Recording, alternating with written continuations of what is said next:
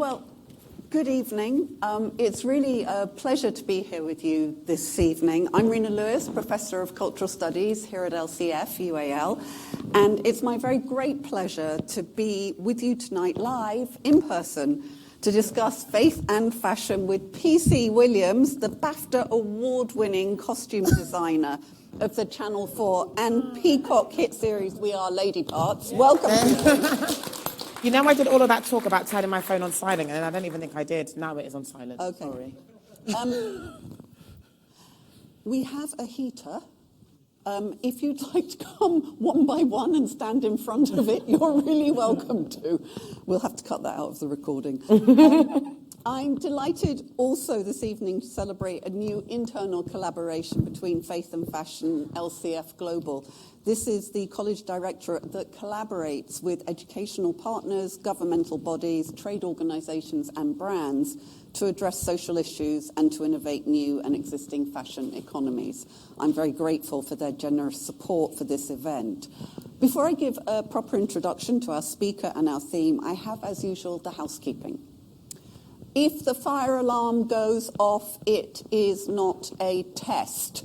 Leave by the doors on your right, go down the stairs and exit the building. Once you exit the building, cross the road and move away from the burning building. So far, that's never happened. Toilets are also through your doors there to your right. And please, can I remind everyone to turn their phone to silent. So, full disclosure, I am having a major fangirl moment, as you can probably tell. I loved We Are Lady Parts, and I am thrilled to have the show's costume designer, P.C. Williams, here tonight. Indulge me for a moment while I remind us why this was such a significant show. And if you didn't watch it all yet, spoiler alert, cover your ears. Let me see if I can make that work. Yes. Imagine the scene. It's May 2021 and the UK is slowly emerging from lockdown. Like many people who are not frontline workers, I'm having to relearn how to navigate being in public outside my immediate neighbourhood. On the cultural front, cinemas, theatres, libraries, museums and art galleries are just starting to reopen. For me, as for many others during lockdown, cultural consumption has come through the screen at home, on TV and via streaming services. So I am blown away when We Are Lady Parts appears on Channel 4. This drama, about a group of young Muslim women who set up a punk band, is astute and inspiring, clever and heart-wrenching, often laugh-out-loud funny, and totally immersive in its depiction of pre-pandemic London in all its super diversity. Written, directed and produced by the super talented Nida Manzoor, Lady Parts showed us characters and a storyline that challenged limiting stereotypes about Muslim women and Muslim men. The writing is fantastic, the acting is top-notch, the directing is innovative, and this is a show that could not have succeeded without the right costume design. And I should just say, the image here is from the BLAP. That's what it is from the BLAP, yeah. Recording that's the pitch for the programme. So not all of the actors from the actual series are in there. In case anyone. Two of them are different. I know. Yeah. It really confused me. Not being in the industry. PC's costumes added nuance and complexity to the depiction of Muslim families and cultures. The characters' visual presentation demonstrated the intersections of religious identities with race and ethnicity, with diaspora and nationality, class and sexuality. I rewatched the series when I was preparing. I now have a really tough job. And I was awed again by the clever costume designs for the main protagonists, like science student and lead guitarist Amina here in the centre. But this time around, I really noticed more clearly the importance of the costumes created for the supporting characters, from Amina's parents to the clothing of non-speaking characters in a scene at the community centre, from the party outfits worn by women and men at the gender-segregated engagement party of Amina's best friend Noor, to the clothes passing our eye in the canteen at their university, and why oh why wasn't this said at UAL? We'll have to change that. To the audiences at the band's gigs. Whenever we see a body on screen, the clothes, the hair covering, and the accessories tell us volumes about individuals and the society they inhabit. This richness of visual information would not be possible without PC's skills as an experienced costume designer and stylist. Now, these talents of yours would be generically valuable to any program you work on. What interests me for our conversation today is how PC brought her creative intelligence to bear on a brief that centred on religious identity and religious dress cultures. PC trained at UAL at Central St Martin's and built a career that segues between styling and costume design, working with narrative across still and moving image in advertising, fashion and music, as well as TV and movies. PC's created campaigns for many brands, including Nike and ASOS, and you've shaped editorial for, amongst others, Vogue, Vogue Italia, ID, and Hunger magazines. PC's film credits and TV credits include The Baby, HBO Sky, Dreamland, Sky also, and The Kitchen, which I think is currently in post-production. That's in post for Netflix, out next year. Out next year. And there's quite a few things out next year, but we can talk about that. PC is super busy, we can talk about that later. In 2021, PC was included in the BAFTA Breakthrough class, and then went on in 2022 to win Best Costume Award for We Are Lady Parts. PC for several years taught up the road at CSM and continues to contribute to art and design projects within community to create spaces for young people of diverse backgrounds in the creative industries.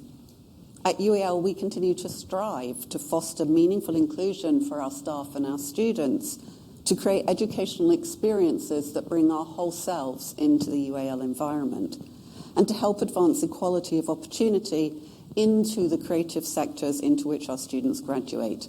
So I'm delighted to have the opportunity to discuss this tonight, as I ask you to join me once more in a warm welcome for PC Williams. I really like the idea of that being read out whenever I walk into a room. I feel like that's just how I should be introduced. I'm going to get a bit Thank hard. you. Thank you for that. That was really lovely. You're welcome. It's all very heartfelt and true. I think we're going to start now with the trailer for the programme to give you a refresher on quite what it is that we're talking about and how delightful it is. So if we could roll the movie, please. Roll it, I've always wanted to say. And then we'll come back to some conversation.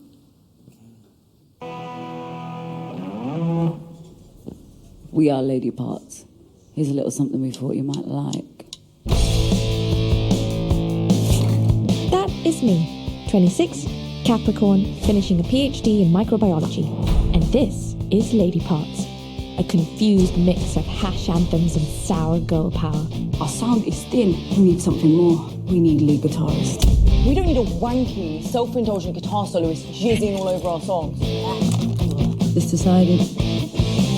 Who would have thought that our orbits were soon to collide? You went to St Abigail's primary school. You played guitar in the talent show.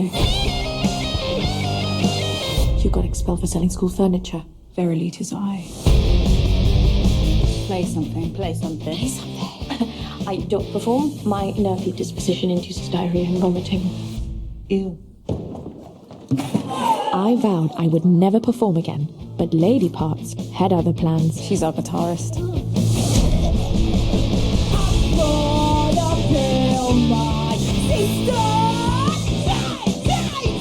It was kind of like therapy, but with a lot of screaming. Hey, you got a problem with my lyrics? You could do less, more. Yay! To our newest band member, a delightful freak show, and our great new friend. Wait! Am I really that bad? You're that good. We're sisters. Our music is about representation. It's about being heard.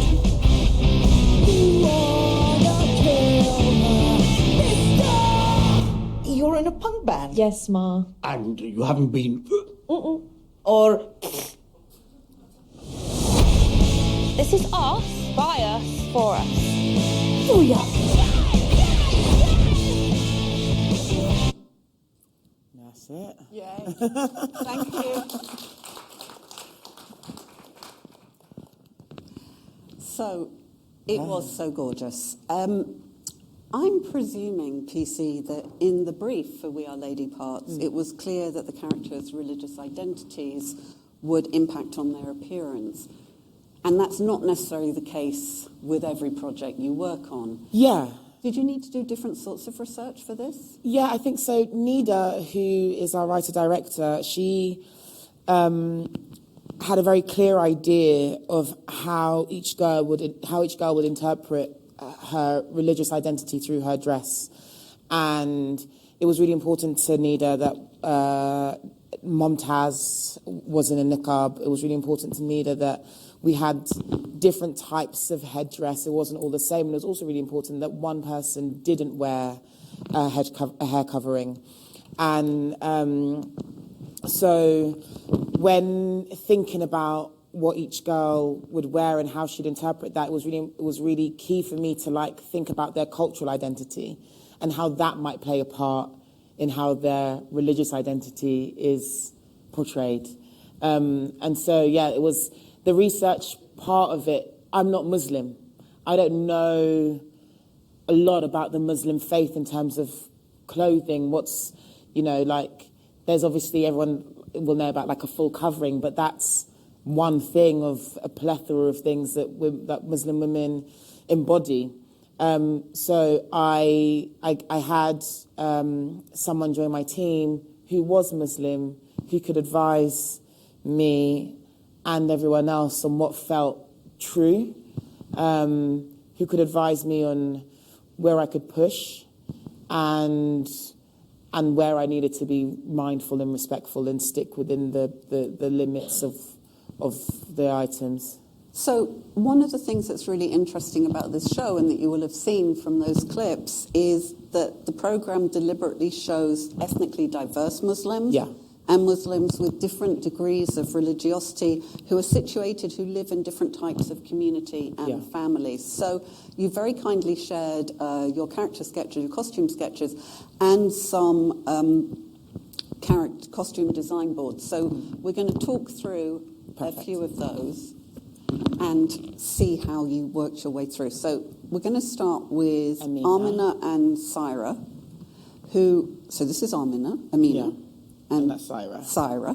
Yeah. And Amina is they're kind of polar opposites. So Amina is a young woman who strives to perform a conservative vision of Muslim womanhood, much to her mother's frustration. Whereas Syra is a character who demonstrates rebellion against all sorts of things, including any sign of gender restriction. Yeah. So do you want to talk us through how you came at the way they look? Should we go back to Amina? Yeah, so with Amina, she's a PhD microbiology student. That already tells you a lot about how she's going to present, right? And she is actively seeking a husband. She's on these Muslim dating apps for seeking a husband. I'm not here to date, I'm here to find a man and get married and have a family. And she's conservative in her appearance, but her parents are the polar opposite. They reject all forms of conformity and homogenous beings, So I wanted to try and find a way of giving her identity, but also as she develops through the season, when she starts to allow her hanging out with the band to affect how she dresses, for it to make sense, because you can see that she comes from this familial setting where this isn't something that's forced upon her, this is a choice. And I think that was really important to us. We didn't want it to be she's forced to wear a head covering, she's forced to, cover up. It has to come across, it has to be her choice. That is how she chooses to present herself. And I think that's what was key. Sorry to interrupt you. I think that was what's key, because I think whenever we think about Muslim women, there's this idea and notion that goes, Muslim women dress equals oppression. And it's really important that through this show, we were going against that. So even those who are fully covered, that's a choice that they've made. It's not something that's been oppressed and placed upon them. One of the things I noticed watching it again is that Amina's wardrobe is almost a character in the show. Yeah. We often, she's got the photo of Don McLean pinned up on the inside of the wardrobe. We often see her standing in front of the wardrobe discussing with her friends what to wear. Yeah. Did you choose particular sort of styles of clothing or colours for her? So I wanted to keep her very much pastel and really twee, really cute, you know? She doesn't look like she should be in a punk band. And when she starts rocking out, like in that clip, you see her rocking out with like the wind and it's like that person shouldn't be rocking out like that, but it makes all kinds of sense.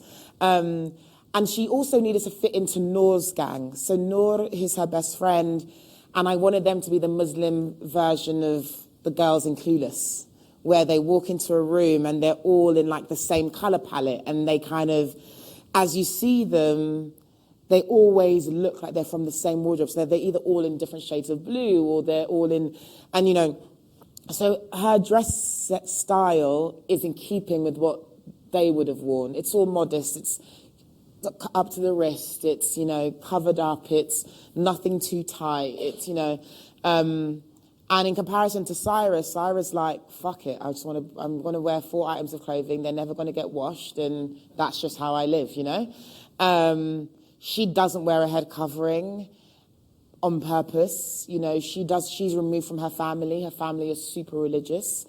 You find out through the season that she's obviously had this like super emotional, heavy time with her sister passing, and dealing with that, and her family trying to deal with that. But she, you know, it's her bedsit. It's her space that they rehearse in. She's the one who's written the band. What's it called? Oh, what's that thing called that they wrote? The song? No, not the songs, but like their manifesto. Their manifesto. It's all, you know. She is the middle finger to the man type woman. But I think what's important is, as much as she is that, when you see her praying, she is respectful of the idea of having to be covered up, and so you see her in her beanie, and that is it's intentional that she doesn't wear, because it doesn't, you know. A head covering can be anything, and this is her version of doing that. And I thought that was really powerful. And the beanie, like the black knit cap you can see on the top left there, I hadn't noticed that. You know, it's so integrated with her characterization. When I watched it the first time, it didn't jump out at me. When I was rewatching in preparation for this, I thought, oh, that's really clever. Yeah. So there's this small detail that really, really tells a lot. And Bisma. Given the ethnic diversity of the cast, did this also mean that you were making costume and style decisions, for example, about hairstyle and treatment? So Bisma was the character that I was most drawn to. She's British Nigerian. I'm Nigerian and Guyanese. She's second generation immigrant. I'm a second generation immigrant. A lot of my cultural identity comes from being Nigerian, but also from being born and raised in Hackney, around different people from different spaces. Like on my estate, we had like travellers, we had Ghanaians next door, Turkish, like there were so many different people. And Bisma is a representation of that, you know. Bisma, you often see her with some form of African print, whether it's her hair covering. Also this idea that like just wrapping our hair can be a covering rather than having to have a traditional hair covering. And so always getting in like her African print through that. And she is very much the kind of girl who is into vintage clothing. So like having fun, like sourcing all of these vintage things for her. It was really nice sitting down with the hair and makeup designer, Claire Carter, and talking about what her hair would have been like underneath her headscarf. Whether she's got braids, whether her hair would have been relaxed. Like, because as black women, we're always changing our hair. Whether or not you're wearing a head covering or you're not wearing a head covering, you're still doing something to your natural hair. So how would we see that through her hair coverings?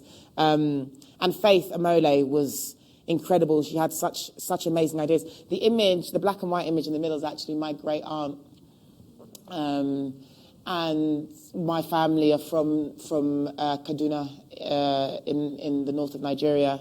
And although we're Christian, it's a Muslim state. so everyone covers their hair.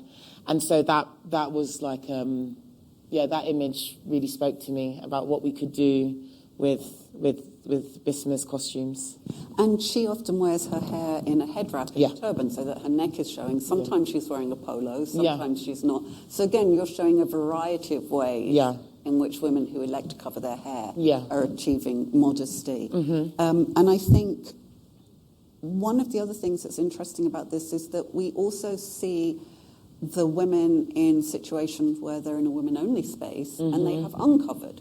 So you are showing dress and hair covering as part of an ongoing set of wardrobe decisions that happen as a through choice. the day. We're showing it as a choice, you know. And I think what was really interesting is that we got a lot of backlash for showing the women without their hair coverings in women-only spaces. And it was like, why would you do that? Because if they're wearing coverings, they should be wearing. We shouldn't see what their hair is like. And it's like, bro, this is TV. You know, like. But that was one of the things that did come back to when the show went out. Like, people just didn't agree with the fact that we showed any, you know, with Mumtaz, the fact that we showed her eyes or her. It was like, why have you shown that? She wears a niqab. She should be protected at all times. And it was like, she chooses to put this on when she goes out into the world, but in her home space, she doesn't have to. And she's noticed her and her nan, and we wanted to show her outside of the covering, you know. I think this was the hardest character to design for, because I think that the rules were ones that I couldn't really mess around with, you know. And so I had to be so respectful to what this item of clothing means within a religious setting, you know, what it means to the women who choose to wear this. And so I didn't want to play around with it too much, but I did want her to stand out. I wanted her to feel like she had something. Like, you know, Amina has like 40-something outfits. Aisha has 40-something outfits. Mumtaz has 4 niqabs. And as a non-Muslim woman playing a Muslim woman who is covered up 99% of the time, it was a really hard role for Lucy to take on, because a lot of your acting is through your face, and she's having to make sure everything's just in her eyes. And it was, I think, and also she'd come out of her trailer in her blue plissé niqab, and Aisha's coming out in this whole new outfit, and she's like, oh God, I'm in this again, you know? It's, you know, it's pumping her up to know that actually, even though these feel restrictive, because it's not what you would choose to wear, and because it's so true to what a niqab is meant to be, you're still showing something more than, you know? And did it mean that things like makeup, footwear, accessories became more important in the characterization? Yeah.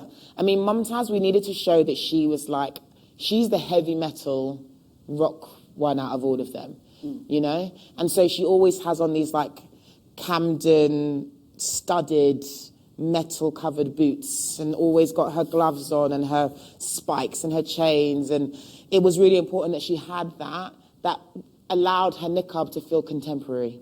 I mean, her boots are bigger than my car. They're a real statement. They are a statement boot, but I think it's, you know, it's hard when you're using something like a niqab and making it contemporary, because it's traditional dress that's been around since the beginning of time. But with those small additions, you get to feel like you're in 2020. I mean, God, it feels so long ago, but you get to feel like you're in 2020. When you were shooting. And then, we actually finished filming this week in 2020. So it's so weird that it's been 2 years already. And you've talked a little bit about how your own experiences helped feed into an understanding of the importance of religious cultures in people's lives. Yeah. Excuse me. And also that you made sure to bring Muslim women into your design team to help you with that. Did you know whether any of the actors were themselves Muslim? Did it make a difference if they were? So if I that's did. Something you could. No, it is. It's something I asked, actually. I think I know Lucy's not Muslim. I think Juliet, who plays Aisha, I believe she is.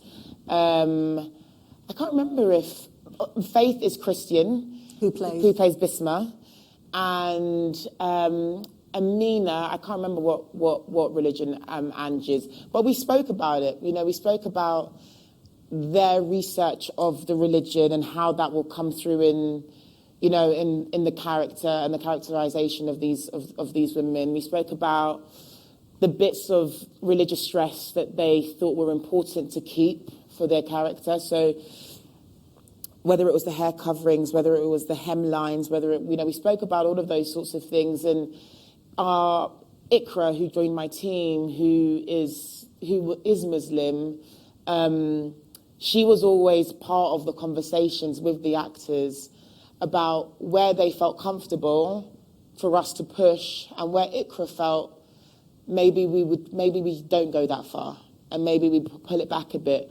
And actually, I think Ikra's thing was, there are so many Muslim women who you walk around every day and you can't go, oh, that person's Muslim, that person's Muslim. You don't know, because we're just women walking around in this world. So she's like, we shouldn't be trying to make everyone be the stereotype of what a Muslim woman is meant to be.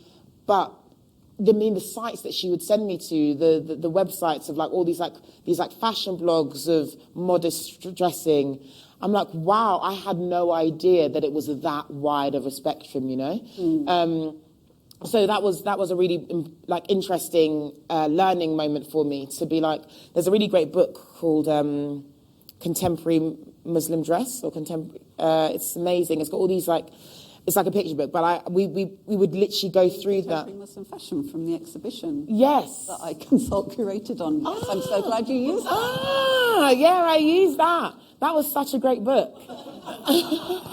I didn't even pay her.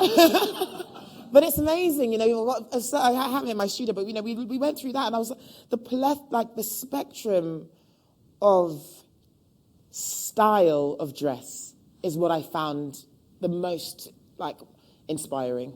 And what I loved on rewatching it, like I said in my opening, was it was like walking down the street in London and seeing what I see. And you don't often see that on TV. And I think the concern about, you're saying, bro, it's just TV.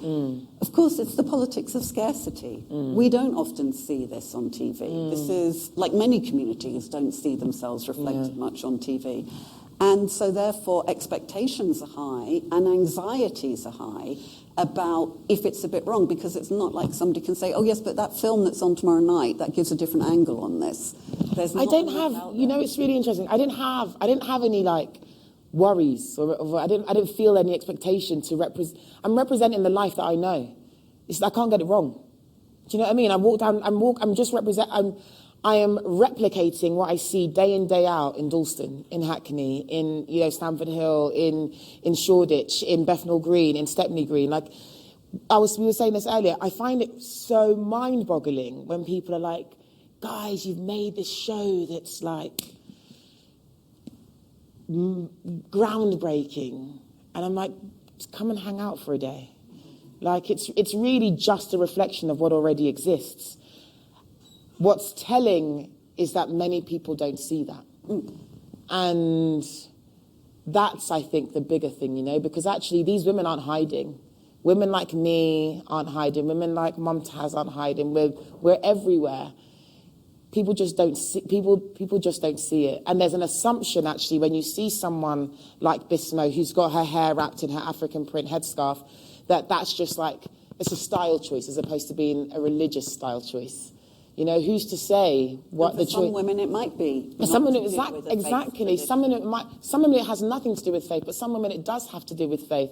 But you as an outsider are looking at it, and you might not necessarily, because it's Bisma's, you're looking at it, you go, oh, she's Muslim. But someone not Bisma, Amina's, you're looking at it, you're like, oh, she's Muslim. But someone like Bisma, it's just like, oh, that might just be her style, her sense of style. But you know what I mean? And I think that was where I felt really comfortable, is that I felt comfortable just representing women that I knew in a way that felt true to them. And I knew that if we did it correctly, people will watch it and see themselves reflected. And I think for me, that's what I was that was the aim of the show, was for people to feel seen. And I think that's one of the reasons why, I mean, it was great telly. Yeah, it was really funny to me. it was... Nida's a genius, so, yeah. It was really great. Could we go on to the next slide, please?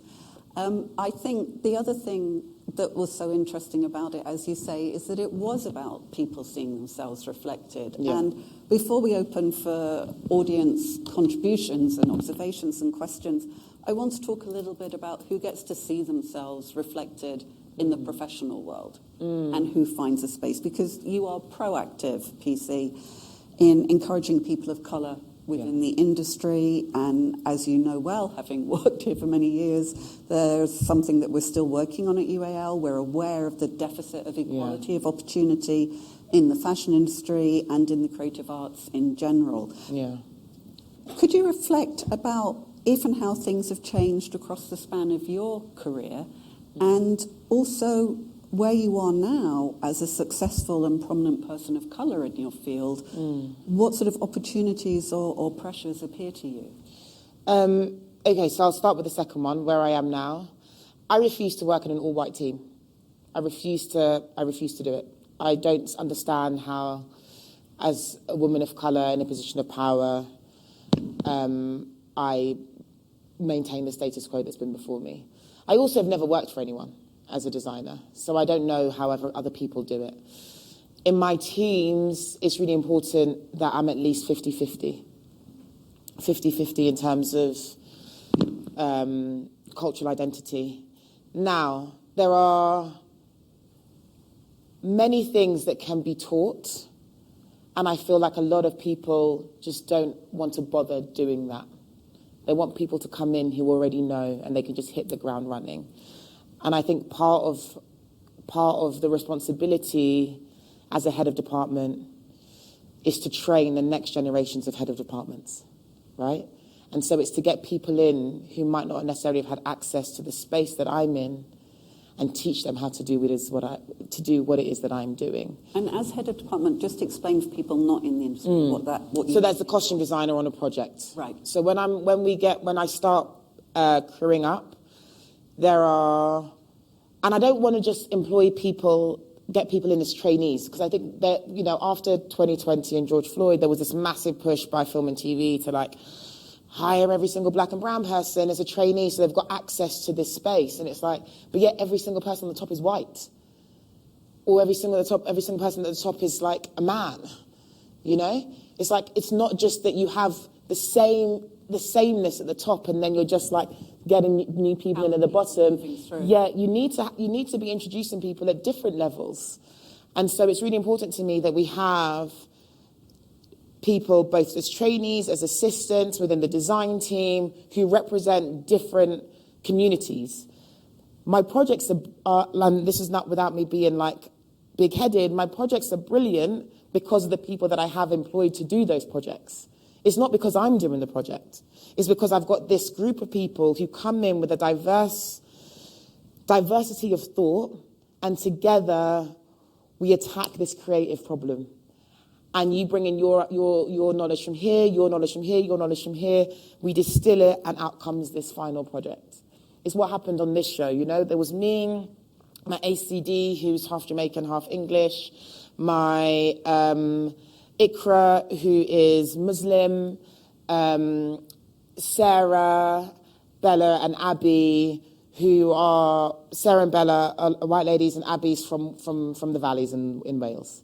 And this idea of us all coming down together to create this show was what was so special about this show. Abby, Abby's a genius, the girl who worked with us, and she did all of the things with, the guy in episode 1 where he rips his shirt off because he comes in. She had so many ideas, and she doesn't come from this world, but she's oh, we could do it like this, or we could do it like this. I wasn't even thinking along those lines, So I think there's a responsibility on heads of department to do better in their employment practices. But that's also risky. You've just got to be willing to take that risk, and you've got to be willing to put in the time and to want to see something different.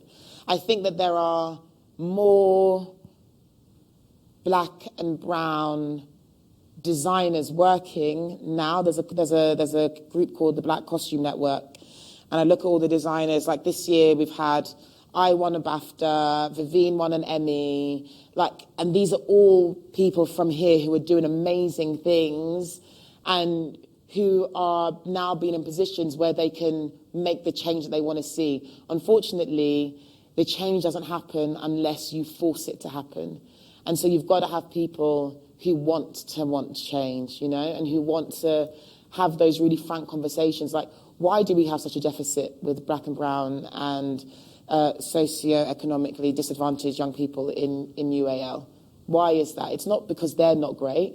How do we do things differently to support them so that they can succeed? That's the sort of thinking that I take into my space outside of here. And if we want to diversify our teaching teams and our staff base altogether, then people have to feel welcome to be able to be here when they're here. Yeah. I mean, I taught at CSM for about 10 years on the foundation, and on like the 50-person teaching team, for 7 of those 10 years, I was the only person of colour.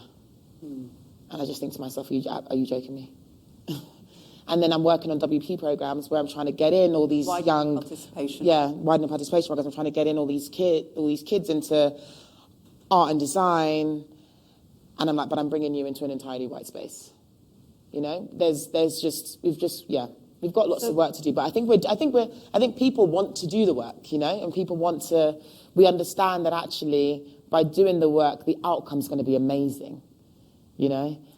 And we need to see those advances not be lost. Yeah. You know, we've seen this with other struggles. It's very easy to see some advances and it doesn't necessarily establish a new baseline. It can disappear quite easily. So that's what's really, really important. And this is what I was saying about this idea of like getting diverse people into trainee roles as opposed to stepping them into roles within the chain so that you've got, you know, it's not just...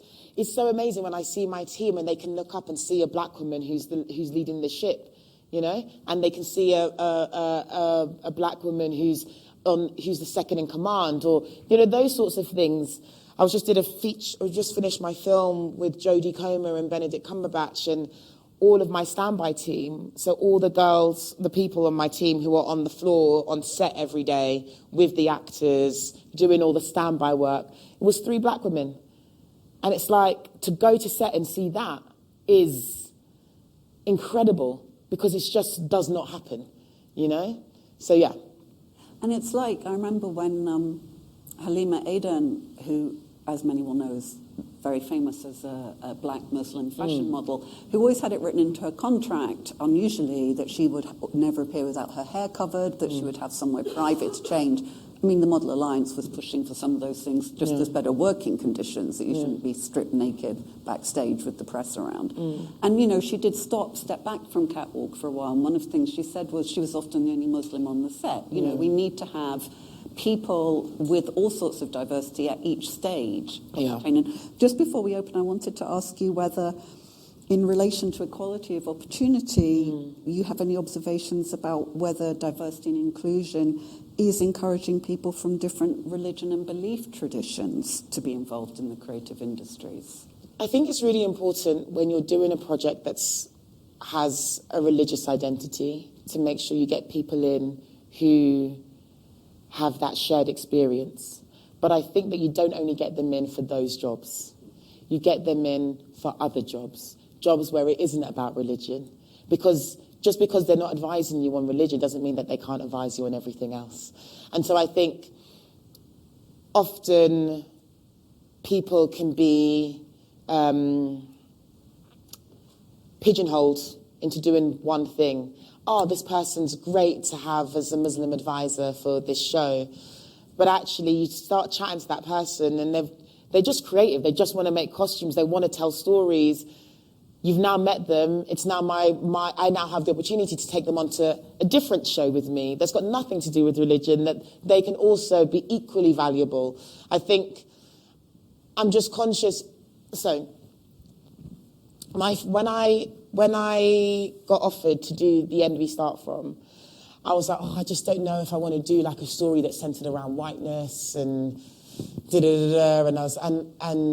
And I was like, I was talking to my best mate, MJ Delaney, who's a director, and she was like, but PC, if you do this job that's not around, like, about the black community or a minority community or about religion or faith, and it's just a story that anybody else could be telling, you're showing people who look up to you that they can do those stories, that they don't just have to do the roadman films or like the gang culture films, that they can also come into like mainstream HBO shows or go into like mainstream, working title features. And I hadn't really thought about that, but it's something, you can't be what you don't see.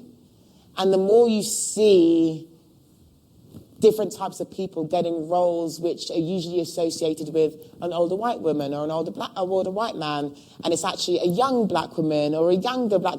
Once you see those sorts of things, you're like, okay, so I can tell those sorts of stories. They don't just have to be stories that are about where I'm from and our cultural identity and the struggles of being a migrant. It can also be just stories about climate change, because we're all dealing with climate change. And I think that's where people being able, depending on your appearance, you do or don't have a choice about being out, being black or being brown. But people don't necessarily always register visually as being from a faith community, which is not just about piety, it's about the type of community and cultural heritage you bring with you. So then opportunities to be able to be out about that without that impeding your ability to show as someone who is a creative is incredibly important. I also think that sometimes people think that because of how they present, they might not get those jobs, so they don't even go for them. And I think that's the biggest travesty, because I think that I would love to get more CVs from people who... but it's true, like people sometimes stop themselves from being even considered because it's like, I'm never gonna have a chance. So what's the point? And it's like, actually, there is a point, because you have got something to offer, and the more you're putting yourself out there, 100%, the more you're putting yourself out there, the more chance you are gonna have of getting into that space and being able to develop a career and make your mark, but that's what I would say. So before we deluge PC with our CVs, I did that with the initials, we are now going to open for questions and contributions from you, our audience. We're recording this because we will put the recording up afterwards on our webpage, so please wait for the microphone to come around. If you want to tell us who you are before you pose your question or contribution, please do. But otherwise, pitch in. Can I see anybody who wants to start us off? Because I've got plenty else to ask. Ooh. Shy crowd. So... Tell me. I want to ask you a question about, were there any of the decisions that you made during the process of styling the show that surprised you? So costume calls that went in a completely different direction, or where you had to tweak something? Do you know what was really interesting was designing Noor's costumes. So Noor is the best friend of Amina, the lead guitarist? Yeah. And Noor, to me, is the most, she has a go at her friend for making a playlist that's got pony on it, because it's like, it's too sexual. She's the kind of very strict Muslim woman. But I thought when we started researching what Noor's direction could be, there are so many cool but modest women out on Pinterest who've got these amazing followers.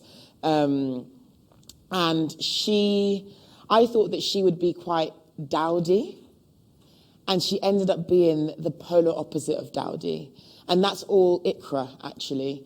Because in my idea, when I was reading her off the page, I was like, she'll be cool, but she'll be like dowdy and Ikra was like, no, if she's this girl, I can't remember, there's this website she sent me to, and I was like, this is modest fashion. She was like, yeah. I completely recognize. So she's like high femme, super elegant, colour-toned outfits, sort of quite generally long garments, but really high maintenance, super beautiful. At some point she wears a beret as a head covering. Her head coverings were every outfit had a different way of tying her headscarf.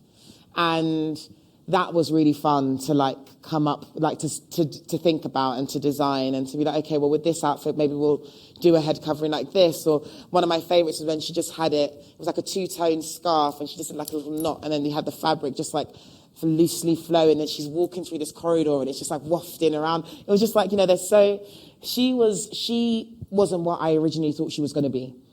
And that's 100% down to Ikra opening up my eyes to the variety of modest fashion and the interpretations of that. So yeah, she would be the one I would think about.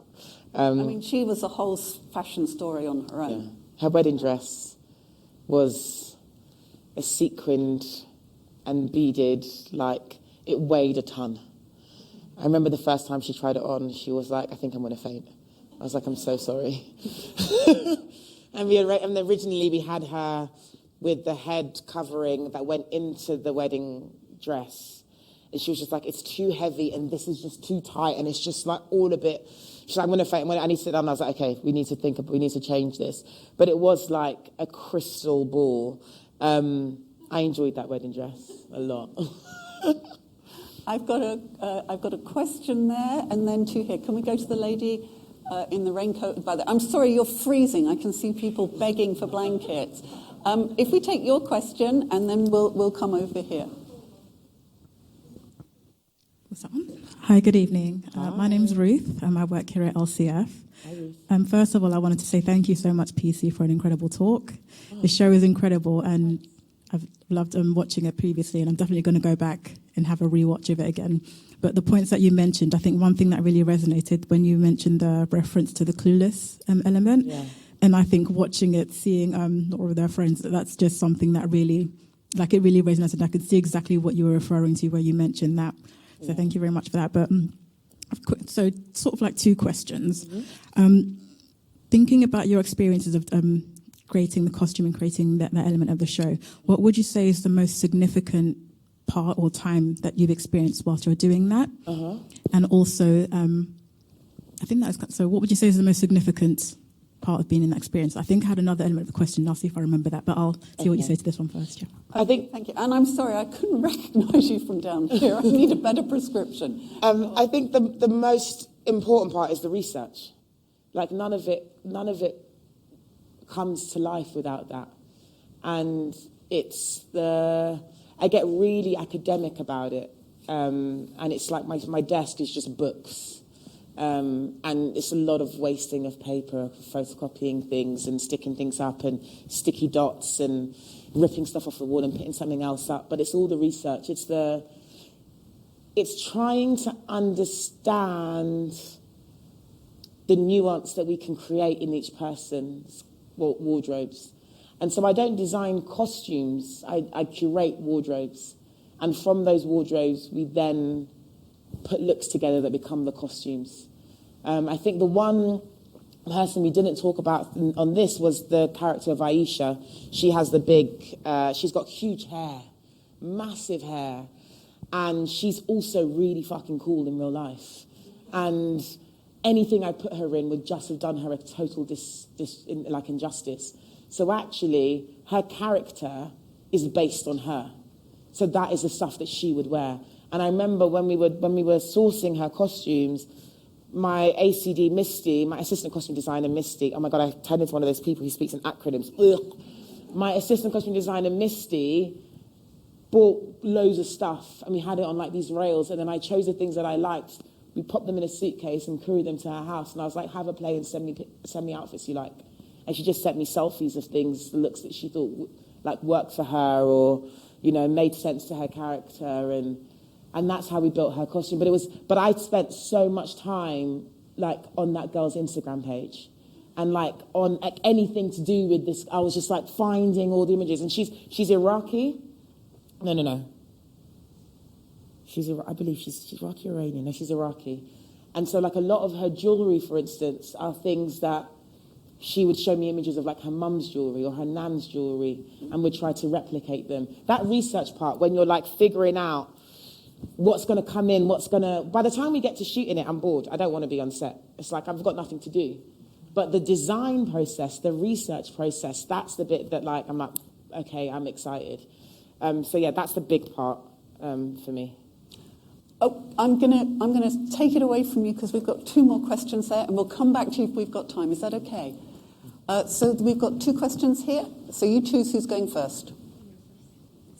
In fact, can we take both your questions at the same time, and then if they're linked up, you can answer both. Okay, hi. I'm a first-year advertising student at LCC, and where I'm from, Malaysia, like modest fashion is a big thing. And I just wanted to ask you, what was working on lady parts? What was the biggest learning outcome about Muslim culture or like modest fashion for you?